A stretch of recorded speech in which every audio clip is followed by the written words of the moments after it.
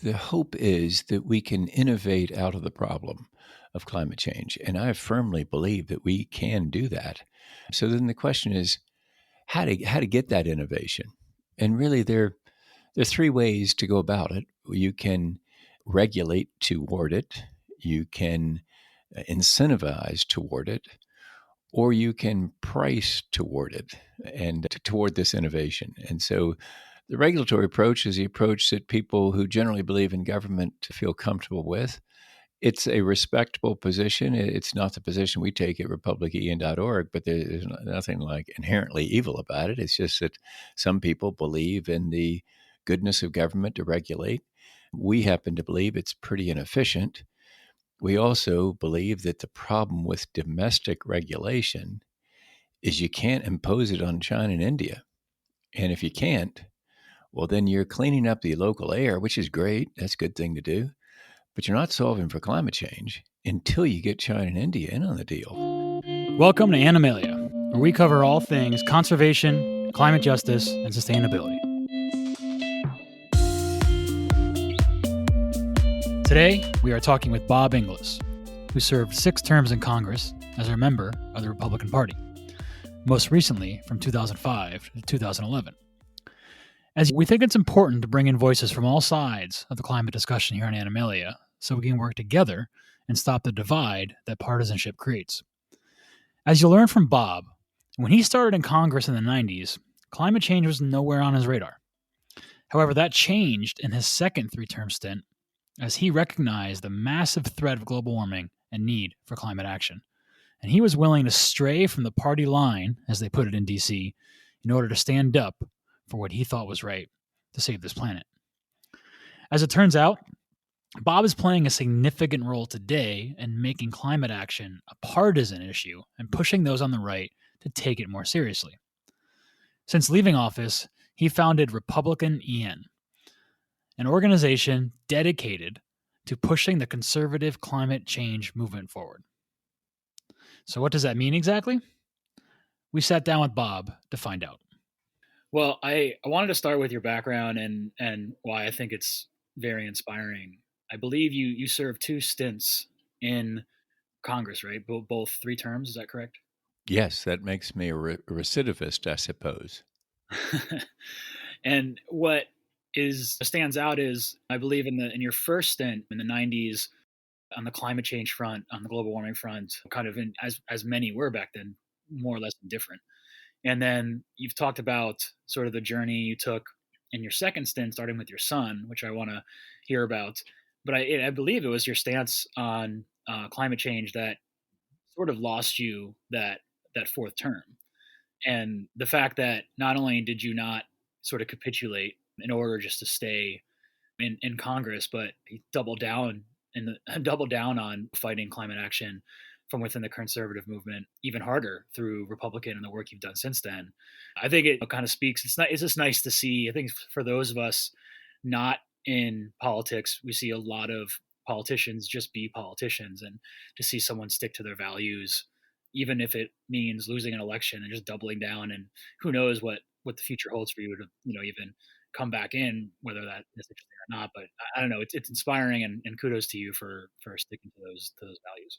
Well, thanks. The worst thing in the world is not to lose an election, it's to lose your soul. And so I lost an election, but I didn't lose my soul. So that was good. But it's also true. I committed a number of heresies against Republican orthodoxy at the time of that Great Recession, the darkest days, really, of the Great Recession, where there was so much uncertainty to the economy. I mean, that's the 2010 cycle. Things are really dark. The wheels had come off the financial system in October of 08.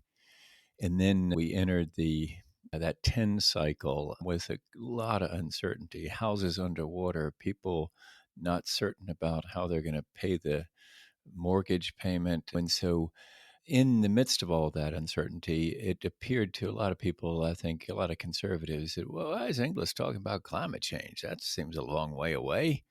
And then there are these other heresies that I'd committed. Voted for the President Bush's rescue of the banks. That can't be forgiven by the Tea Party. For some reason, they thought it'd be good to have a real good depression, they said, to clean out the miscreants in the financial system. And I was for comprehensive immigration reform, although we never called it that. Let's see, what other sins did I commit? Probably the district could tell that I didn't have it out for gay folks. But my most enduring heresy was just saying that climate change is real and let's do something about it. Because it seemed that I'd crossed to the other team. I was marching with Al Gore and people like that, not with real conservatives. Yeah, and speaking to that, been in and around Congress in DC for 3 decades. When when in your mind did climate change become such a political divisive issue? Was it Gore in that era, or what? At what point did climate change become so deeply partisan, or has it always been that way from your earlier days? It was actually it's a clear time demarcation here about when it happened. I mean, it's hard to force this memory, but early '08, Newt Gingrich was on the couch with Nancy Pelosi. We don't agree on much, do we, Newt? No, Nancy, but we agree climate change is real and we need to do something about it. There was an ad that the two of them cut with the Capitol in the background. And so that was early '08. By the end of '08, Newt had switched. We don't know, he said.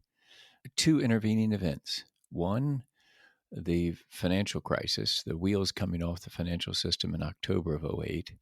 Second, the election of a secret Muslim, non American socialist to the White House in November of '08 in the person of Barack Obama. Of course, he's none of those things. And sadly, my party made him those things or called him those names. I'm afraid that a lot of it was signaling that, there's a black man in the White House. And it's to our shame that that's what we did to Barack Obama. And so that's when it changed. And then Newt wasn't the only one. We go down the whole list of the Republican leadership saying, we're not sure about climate change. Meanwhile, the astroturf of the Tea Party was being rolled out, especially in conservative districts like the one I represented. And it rolled over anybody who was willing to say climate change is real. The data is still the data. It doesn't matter how we lost the election in '08. It doesn't matter that the financial crisis is here. It's still data and it's still real. So I just continued to say that. And that wasn't good political timing on my part, I suppose. Yeah, I guess not good political timing, but I think it's important. It catapulted you into the work you're doing today, and the efforts you're making to make climate change bipartisan, not partisan. So I think in the end, it might have been for all of our benefit. Yeah, and I wouldn't have chosen the path, but what I'm thankful to be on the path because the most you can hope for out of a career is to be about something big enough to be about. And this is surely big enough to be about. So I'm grateful for the way that it turned out. And I'm also grateful for the fact that that isn't the end of the story. The 2008 is when it started falling apart. The consensus on climate started falling apart. But that decade of disastrous disputation, as we call it at RepublicEN.org, came to an end. It ended in November of '18 when Republicans lost control of the U.S. House. And it's fully dawned now on people like Kevin McCarthy, the Republican leader in the House, that you can't win the majority back without winning suburban districts. And you can't win suburban districts with a retro position on climate change. So the good news is that what happened to me in the 10 cycle and what had started in '08 ended in 2018. There's still some vestiges of that disputation machine around, but it's getting weaker and weaker. And things are really much better among Republicans now than they were back then. In terms of the conservative kind of climate movement, at least from your point of view, what are the main pillars of that? I know carbon tax is a big one. We're going to talk about that in a second, right after this. What beyond carbon tax? What are some of the other pillars as you identify them for climate action within the Conservative Party? There's three ways to go about it. You can regulate toward it, you can incentivize toward it, or you can price toward it and toward this innovation. And so The regulatory approach is the approach that people who generally believe in government feel comfortable with. It's a respectable position. It's not the position we take at RepublicEN.org, but there's nothing like inherently evil about it. It's just that some people believe in the goodness of government to regulate. We happen to believe it's pretty inefficient.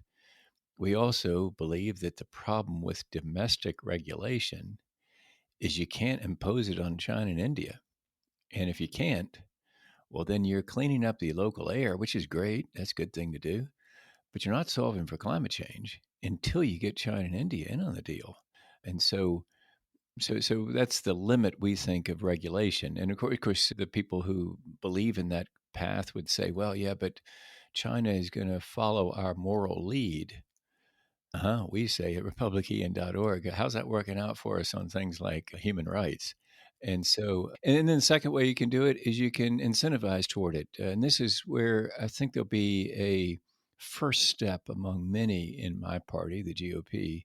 They'll be saying, well, let's incentivize toward that innovation. Let's give clean energy tax credits and preferences. And those are all good in a way. They accomplish some things, early adoption of technology. The challenge there is similar to the challenge with the regulation approach, though, is can you get the whole world in on that? Because, again, if you're not getting the whole world in, you're cleaning up local air, which is great, but you're not solving for climate change. And so the incentives, if they don't create cost crashes sufficient to make it affordable, that new technology affordable in China and India, well, then all you're doing is incentivizing American corporations to clean up our local air. And then the third approach is the one that, of course, we're for is this idea of pricing in the negative effects and then using the wisdom of Milton Friedman and rock solid conservative economics to fix the problem. There are lots of versions of how this should be implemented, and I'm sure you've seen them all and have run analysis on all of them.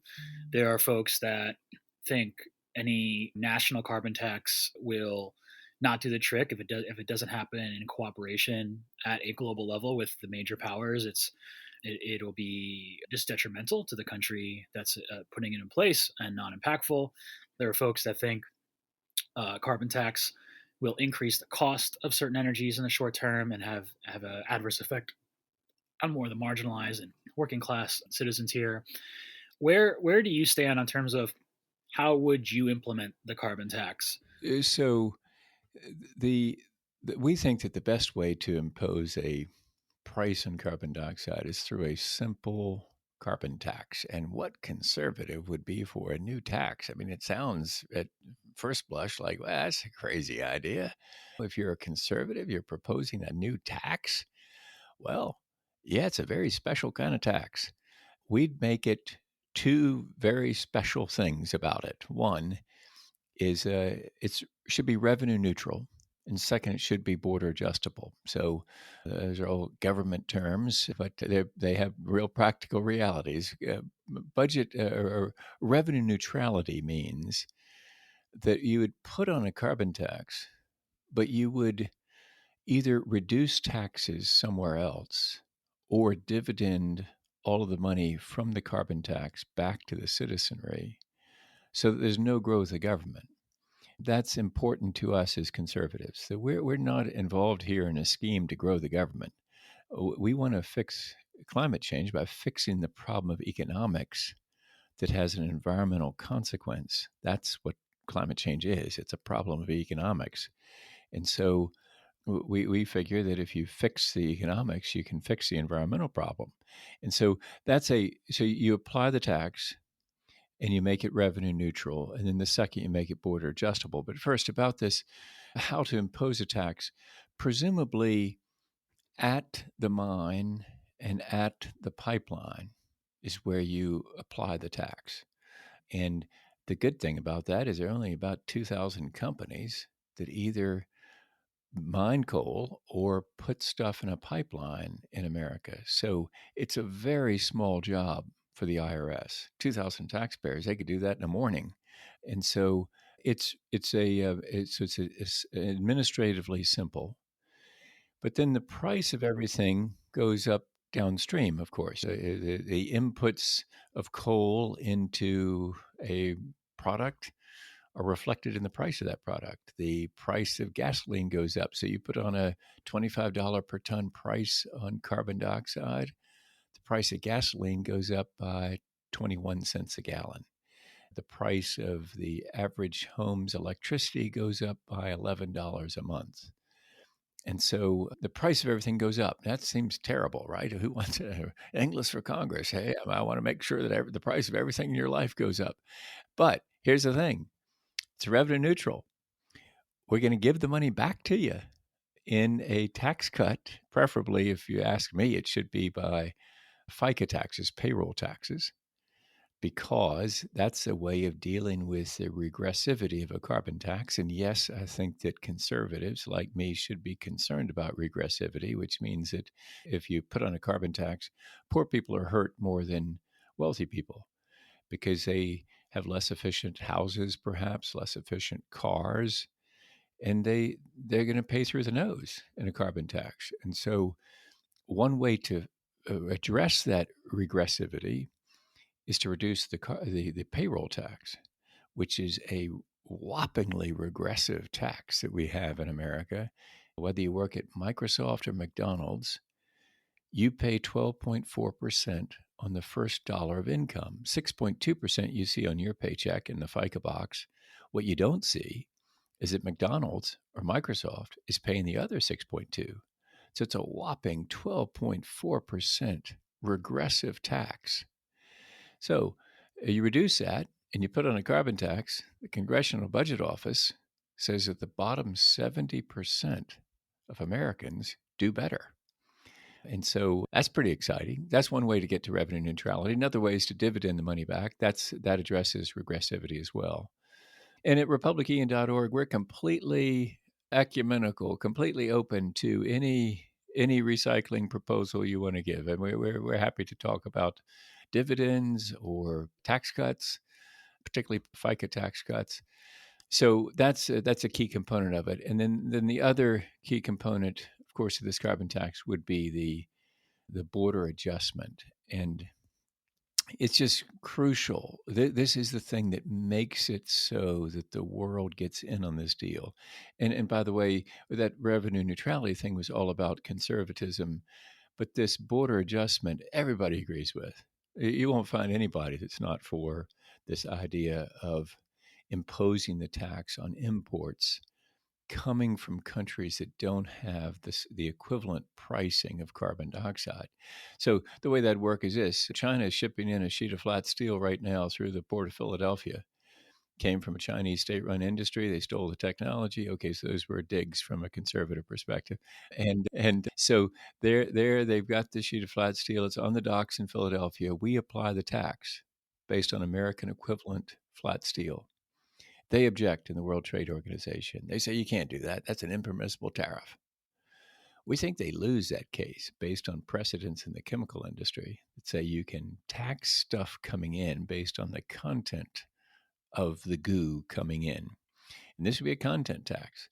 So if we're right and it's upheld, 24 hours later, China would have the same price on carbon dioxide because they do have an amazing way of reaching consensus in China. And so the reason they do that is that they'd say, we're paying a tax in Philadelphia that's being remitted to Washington. If we'd collected that tax internal to China, the tax money would have ended up in Beijing, and the sheet of flat steel would have been landed in Philadelphia with no entry fee, with no border adjustment. So 24 hours later, they'd have the same price on carbon dioxide. No international agreement. This is very important for conservatives to hear, is that we're not talking about complex negotiations at the UN, a lot of bowing and scraping and dickering over this and that. No. It's just a bold commercial move by the United States. It says we're going to price carbon dioxide into the price of products. And you're going to pay that tax on entry of your goods into this country. And then it becomes in our trading partners' interest to follow our lead. And so the beauty of it is no international agreement there. By the way, we think it was good for President Biden to re-enter the Paris Accord. There's no reason to withdraw. It establishes a will to do something, doesn't establish the way. What I've just described, we think, is the way to get it done. It adds to that will.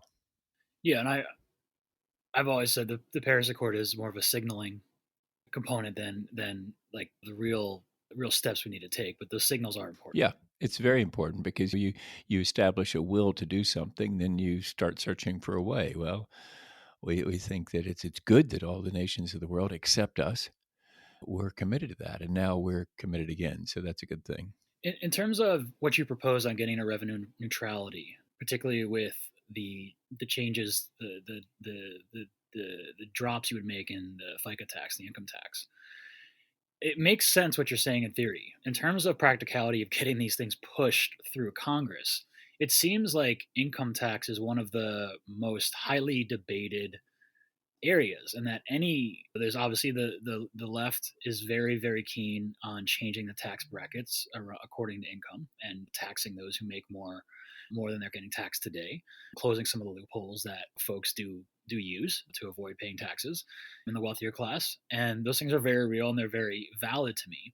But it feels like you can't make changes congressionally to income tax without tackling like all of those other things and all of the other hotly debated things in the income tax space.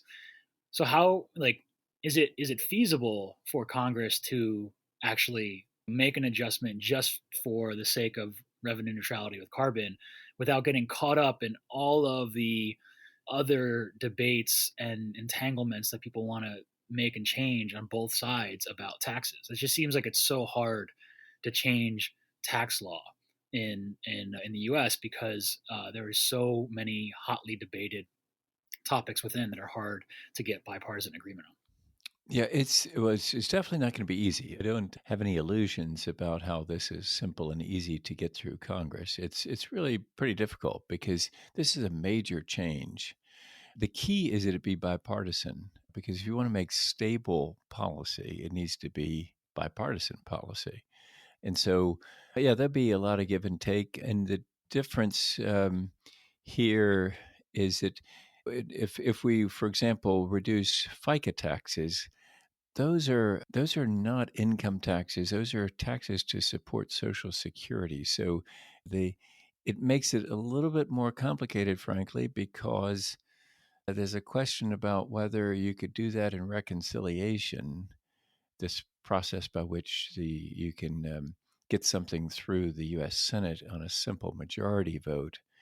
Because, as I understand it, the Byrd rule prohibits any touching of Social Security in reconciliation. So there's a question, a question for the parliamentarian there, and that may be okay because what it means is, yeah, you gotta win some Republican support for this, and I'm okay with that because we're trying to make stable policy here. And because we're seeing the whites of climate change's eyes now, and we've got to take a shot. We are real close to this danger. It's upon us. It's not like far off. It is here and now. And so you got to take a shot. It's got to be a good shot. You can't be doing something like a carbon tax, undoing it, doing it, undoing it. That's what they did in Australia. But here in America, because our economy leads the world's economy, we can't do that. We got to take a good shot and make sure it's well thought out and agreeable to at least some on the Republican side so that you end up with stable policy. Because what Obamacare taught us, I think, is that if you do something on one side of the aisle, when the pendulum swings, the other side will try to undo it. And so we can't be that in that place in climate because we're literally in this one together. Health policy you can debate all day, and tax policy you can debate, and social policy you can have all kinds of disagreements about. But this one, we're literally in it together. Yeah, I've long been trying to push for Earth Day to be a global holiday every year in a bigger recognized way because I always say like regardless of what political party you're in, regardless of what your religion is, what your culture, or like any of these things. We all need Earth, like all of us need it, and it feels like that should become an event every April 22nd or whatever. I think that's usually the date every year, but we'll see if that happens. Join us on March 6th for a very special virtual event we are producing with the Giraffe Conservation Foundation. There's lots to learn about the beloved giraffe that you may not know. And in this event, which starts at 10 a.m. Eastern, 1 p.m. Pacific, we are going to hear from 4 incredible speakers who are working on the ground with the species to protect them in the wild. If you love giraffe, you're going to love this event. It's completely free, 100% free to attend. That's March 6th at 10 a.m. Pacific, 1 p.m. Eastern. You can register, again, totally for free, if you go to our Instagram page. So Instagram is at I Love Animalia. I Love Animalia. We'll put the link in the description as well. And you can go there to register in the bio to the event. And we hope to see you there. All right, now back to talking to Bob. I'm curious. I want to get your reaction to the Energy Act of 2020 and give you sort of the way I kind of parse it out in my brain and hear it from your point of view. It was applauded as a big win when it was passed, and a lot of the Conservative Party, and at the time, of course, Congress and the Senate was conservative led. And people on both sides of the aisle were a fan of it, and it did make some important steps forward. It cut back, in particular, on hydrofluorocarbons, which are very, very toxic. They actually have a bigger role on a per unit basis of contributing to global warming, but of course they're not as big of an issue as carbon from a totality standpoint. They put R&D investment into renewables, although some debate was it enough. They put R&D investment into things like carbon capture, which is technology that's not yet proven. Of course, we saw the typical kind of public display of Elon Musk putting his carbon capture challenge out there 2 weeks ago, as Elon likes to make headlines and get attention. But it's hard for me looking at that Energy Act to feel like is it 2 steps forward, 1 step back in terms of, did it go after fossil fuels enough? Did it, like, there was no carbon tax in there, right? There weren't even the things and the conservative principles on pricing that would be more aggressive towards pushing us towards cleaner energy. And I read it and I can't tell if it really was major progress or if it was just enough progress to kind of meet the bipartisan threshold, but doesn't move us, isn't incremental enough given the imminent threat of climate change. So what are your thoughts on that Energy Act, and what was your reaction to it? I think it's a warm up for a really big swing, and so it's good to take a warm up swing and to accomplish a lot in the process. So the HFCs you're talking about, that's a big thing. And so, at least, especially from the Republicans' perspective, we want to celebrate and thank people like Lisa Murkowski and Rob Portman for leading on this and getting us to this place. And sure, it doesn't go all the way we want to go, but it's a beginning, and so we're really grateful for that. And it's actually, like I say, with the HFCs, it's really big. So I mean, it's more than a warm up swing. I mean, we got a good, if you use a baseball analogy, I guess we got a good base hit or maybe a double, but we really do need to swing for the fences for pricing, we believe at RepublicEN.org. But we also understand that we got a ways to go on convincing fellow Republicans of actual conservatives. It's really easy to convince them. All you got to do is show them Milton Friedman on the Phil Donahue show in the 1980s, a little clip that we've got on our website at RepublicEN.org. Under the media tab, Phil Donahue asked Dr. Friedman, one of Reagan's economics advisors, what would you do about pollution then, Dr. Friedman, if you don't want to regulate it? Friedman says, you tax it. You tax pollution. I mean, this is Milton Friedman, an actual conservative knows to sort of bow at the mention of his name, sort of a father of modern conservatism. And he goes on there in that 2-minute clip to explain the concept of internalizing negative externalities, where you don't allow firm to get away with dumping on its neighbors and imposing their cost of production on their neighbors without their consent. You have to have the government step in and say, no, no, you can't do that. You've got to hold your stuff on your property. You got to be biblically accountable. You can't do on your property something that harms somebody else's person or property.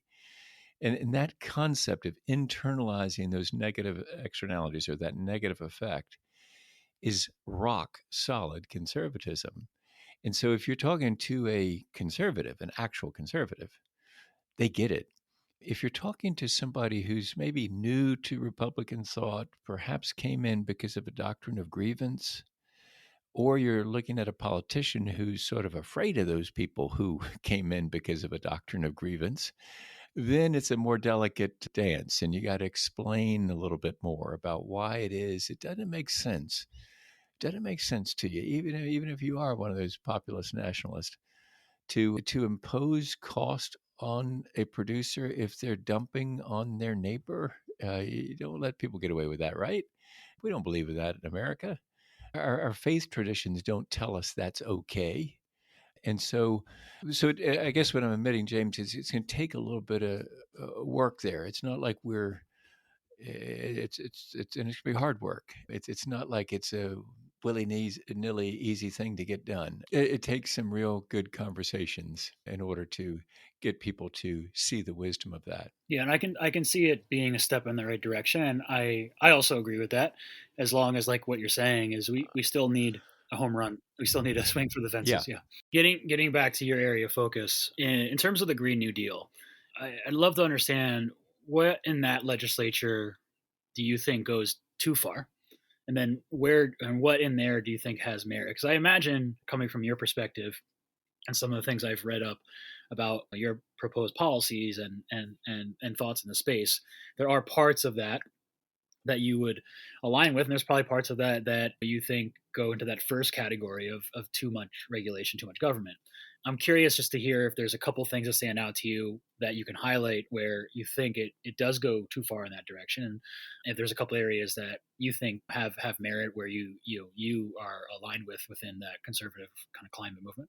Well, in the Green New Deal, there's merit in the passion and focus. So we appreciate that. And that sounds probably condescending. I don't mean it that way. I really do mean to appreciate the passion and the focus. There's a but coming, as you can tell. The but is that, but if it's reduced to legislation, it's probably going to be regulatory. And it has all those problems that I described earlier, which is that regulation from our perspective as conservatives is clumsy. I think everybody can agree with that pretty much. It's pretty clumsy to try to roll past my house and tell me, good boy for having those solar cells, good boy for having an electric car, good boy for having a geothermal heat pump, whatever. I mean, you got to pay somebody to drive in the sedan, government sedan, to come by my house with a regulation book and check me out. That's really complicated. Isn't it better just to put the price on my meter and then I, in the liberty of enlightened self interest, pursue my self interest? And you don't need any government sedan coming by my house to tell me good boy, because I'm acting out of my own interest. You don't have to tell me twice. And that's one thing. But then the other thing is really get the whole world in on this thing. And the Green New Deal has that weakness of, okay, so you do all this regulating in America, you signal good things, that's all great, but China doesn't necessarily cotton to our signals. I mean, we tried to get them to go along with us on human rights. They don't. They disregard our views on human rights, and they do terrible things to their people. It's a repressive communist regime, and so what are we? We're kidding ourselves? Are they going to do what we do just because they thought we were really particularly shining moral examples? I don't think so. You got to make it in their interest, and that's through that border adjustment we were talking about. So that's, and I don't want to cast aspersions on the people that behind the Green New Deal. I think their intentions are in the right place. It's just that what my side, my Republican side, needs to do is enter the debate and say, okay, we hear your sentiment and we understand it. And now here's a solution that we would offer, and make that the deliverable of my party is solutions at work. And by the way, I'm sounding all this high octane conservatism here, James, when citing Milton Friedman. I could also cite somebody else, which is Al Gore. What I've described here in this revenue neutral, border adjustable carbon tax is the same thing that Al Gore has been for about 30 years. And so we don't mention that first off when I'm speaking to Republican audiences, but toward the end of the presentation, you can say that because would it be so bad if Al Gore also liked the idea? Answer, it couldn't be bad, right? That could mean that we bring America together and lead the world to a solution. And that's a good thing. So it really is, it's quite an opportunity, we think, to once conservatives realize the power of their own ideas and the strength of their philosophy as taught to us by people like Milton Friedman, then with confidence, we can go do the deal with the left and say, yeah, this works for us too. And isn't that great? The America coming together to lead the world. Hmm. Yeah, I think that's it's a good mentality, and I think it's one that we more of us need to have in finding ways to kind of cross the aisle, as they say in Washington, and work together. Two more quick questions for my side. A lot of companies, particularly last year, in the last couple of years, started to put out their own paths to, net zero on their own agenda. I think some of this was reaction to letters of the last couple of years of folks like Larry Fink, right, who from BlackRock, who has a big influence on the hedge fund and private equity and Wall Street in general, who is starting to like basically pretty much say like we're not going to continue to like invest our dollars in companies that are contributing to the climate problem. And I think corporations are reacting to this. But I see so there's a lot of wishy-washy sort of things. I'll take deltas for example, and I don't know if you've had a chance to look at delta's path to net zero or not. But one thing that stands out to me that was troubling is they basically are kind of articulating their path to carbon neutrality by saying we're making a bunch of investments in carbon technologies, carbon capture, things like that outside of our operations. And we're going to assume all of those technologies essentially hit and they all work to their utmost potential. And that is how we will offset our carbon. And no one bats 1,000 in speculative investments, right? Like, no, like, it's not possible. And so I look at that plan and I don't see enough changes to their actual operations and how where they get fuel from and how they operate Delta. I see just a lot of speculative investments they're going to make, and they're modeling out that all of them are going to work, and that's how they're going to get to carbon neutrality. And it just feels like a little bit of smoke and mirrors to me, and they're not actually tackling the real core issue. But just curious if you have any reaction to that, or just any of the net zero plans that have been proposed at the private corporation level over the last couple of years. Yeah. Well, of course, the good news is the smart money is moving.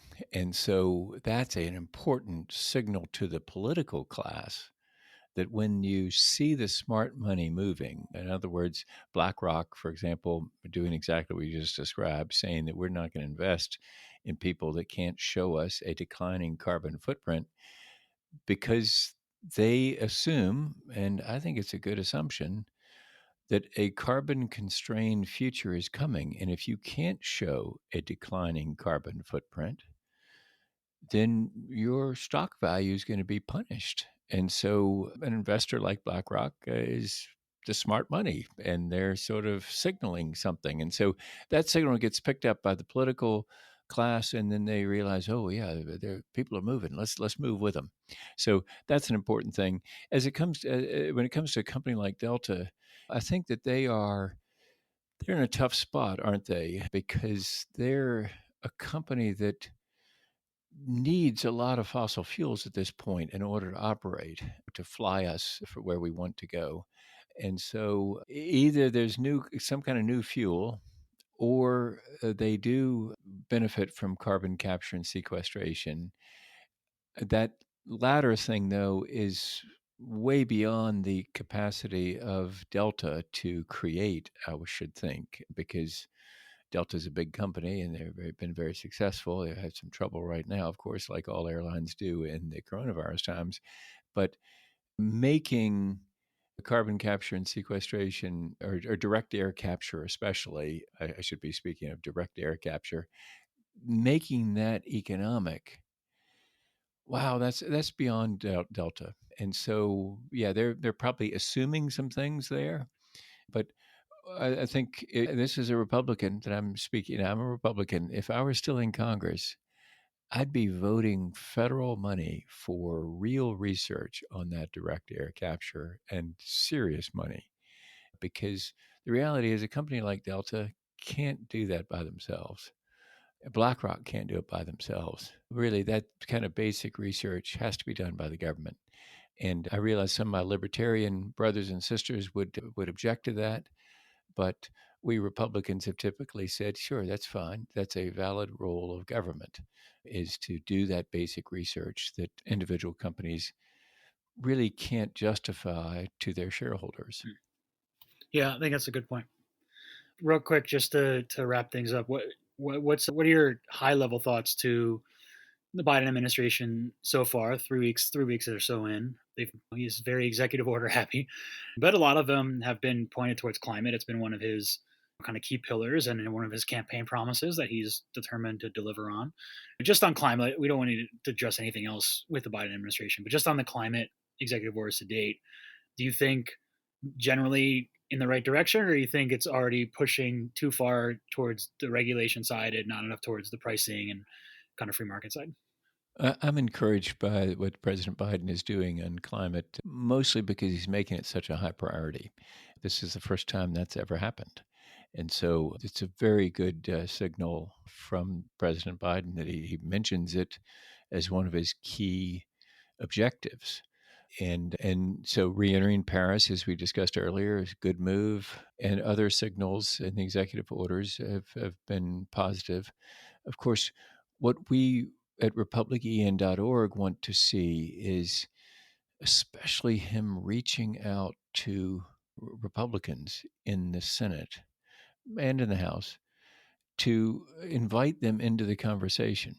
And this is where I'm hopeful that Joe Biden can be sort of an LBJ nice master of the Senate. I read that book recently, and I will tell you that you don't want to pattern your personal life after LBJ, but especially your relations with your spouse. You really don't want to pattern after him.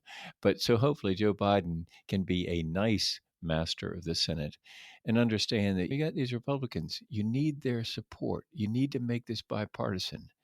Have them down for dinner. Have them in the movie theater for a movie.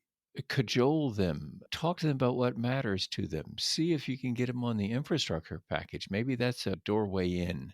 In other words, reach out. Don't assume that you can muscle this through just on the Democratic side, because that's not going to make it durable. So, and in this, I'm counting a lot on Joe Biden's empathy, that life has really given him a lot of empathy.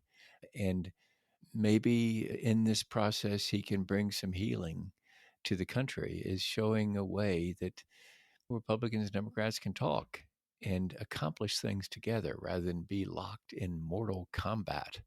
And so I'm hopeful. Early signs, I think, are good. Yep. I agree. And I think it's also important that, I mean, it's like what you're describing is basically we want Joe Biden to be what we expect of a president, right? Which is not to be so partisan, but to sort of be a unifying force. And I think that is the expectation of the office. It's, I think, been lost a little bit recently, and it's on him to kind of restore some of that faith. Yes, for What sure. two quick rapid fire questions we end the podcast with? Just the first thing comes in your mind. What's a book out there that you think people would really benefit from reading as it pertains to the climate topic? What We Know About Climate Change by my friend Carrie Emanuel at MIT. What about a film or documentary series, TV series, anything that stands out to you around in this world as well that you think people should go watch? Merchants of Doubt, a great film by Robbie Kenner based on the book by the same name by Naomi Oreskes and Eric Conaway. It's a really great film that puts all this in graphic relief. Awesome. And what is your favorite wildlife animal? Oh wow, favorite wildlife animal? Huh? Who has to be at the top of that list? Oh, gee, it's one of my favorites. I guess I'm always interested in seeing birds of prey. I don't know. They're just so majestic flyers. So I don't know. I tend to look at those very and say to anybody with me, "Hey, look at that! Look at that!" So maybe that'd be at least in the feathered world, that'd be the top. I don't know. In the furry world, I don't know. I like bears and yeah. So let's see. In the finned world, no, I keep on going. I don't know. Yeah, and then you're gonna have to go to the Yeah. scale I'm, world. I'm not real into Um, scales. I will tell you. I'm not real fond of creatures without shoulders. I must tell you, I'm not real good with those. They really frighten me. that's fair. That's fair. Well, we're right on time here at the top of the hour, Bob. I really appreciate the time. I know you're super busy, and I'm very curious to see if your path will maybe take you back into DC at one point, because I think the conservative movement, and I know you're still an active voice with what you're doing with RepublicEN, and it's amazing. But I think even as a policymaker, we need conservatives like you with a seat at the table. So curious to see if that happens. If it doesn't, it sounds like you're still going to have a tremendous impact on the party and policies with the work you're doing with RepublicEN. So thanks for doing all It's that. great to be with you, James. Thanks for the opportunity to be with you. Yep. Have a great rest of your day. See ya.